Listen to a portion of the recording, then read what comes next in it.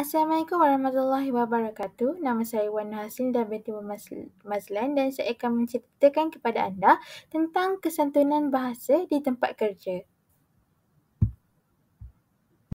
Yang pertama, penggunaan bahasa yang sopan. Kita hendaklah menggunakan kata sapaan yang sesuai seperti encik, puan, tuan atau nama panggilan yang dihormati. Dan kita juga perlu mengelakkan bahasa kasar, sindiran atau nada suara yang tinggi.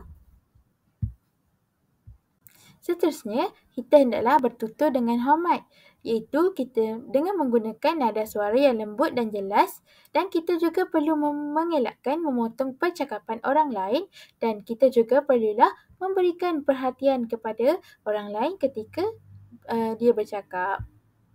Seterusnya, kita perlulah berkomunikasi dengan jelas dan profesional. Sebagai contoh, kita menggunakan bahasa yang mudah difahami dan tidak berbelit-belit. Dan kita juga perlu memastikan mesej yang disampaikan itu jelas tanpa menyinggung perasaan orang lain.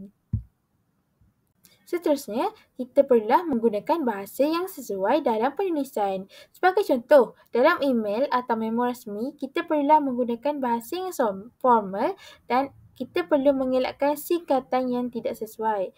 Dan kita perlulah mulakan dengan sapaan yang betul. Sebagai contoh, salam sejahtera atau selamat pagi dan mengakhiri dengan ucapan yang baik seperti terima kasih atau salam hormat.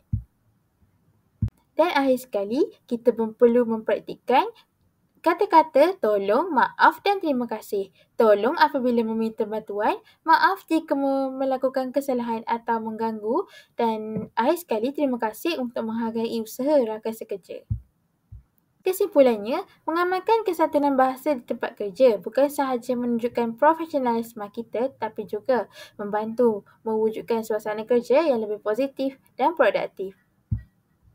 Itu sahaja daripada saya. Sekian, terima kasih. Jumpa lagi. Bye-bye.